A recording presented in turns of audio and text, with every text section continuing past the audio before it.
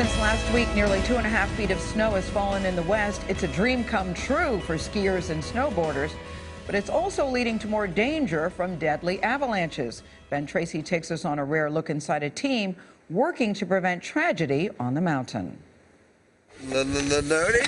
It's 5 o'clock in the morning at Utah's Snowbird Ski Resort. Fire!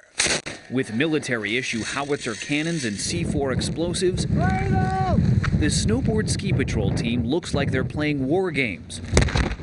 But what they're doing is trying to figure out where and when the next avalanche may happen. Many avalanches occur naturally, but others are triggered by people. These two skiers posted an online video of themselves causing an avalanche and then taking off downhill to outrun it. They launch off a cliff and float to the ground with parachutes as the snow rushes off the mountain behind them. And the trigger can be us. The trigger can be man-made. Somebody skiing, somebody snowboarding, somebody snowmobiling, snowshoeing, or a natural trigger. Dean Cardinal runs the Snowbird Ski Patrol. Everyone on his team is a certified master gunner. They use the heavy artillery to shock the snowpack, delivering the impact of 100 people pounding on the slopes. Fire! It's like a test that we see, and those results help us make a choice as to do we open this terrain or do we keep this terrain closed. Those decisions can be life and death for the skiers who descend on the mountain.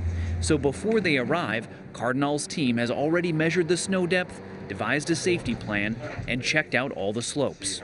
How aware of the risks when it comes to avalanches do you think most people are who come out here just for a day on the slopes? You know, in the resort boundaries, their risk is monitored by the patrol. We help them not have to worry about the fact that the mountains are changing all the time. Last winter, avalanches killed 34 people in the United States. So far this winter, 10 have died.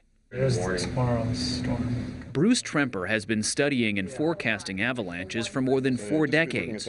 New technology allows him to better predict when an avalanche may occur and how dangerous it may be. The kind that kills people are what we call slab avalanches. So when a cohesive plate of snow slides off the mountainside, like a magazine sliding off of an inclined table, and a person is out in the middle of the slab, the crack breaks up above them like this, and then there's no escape.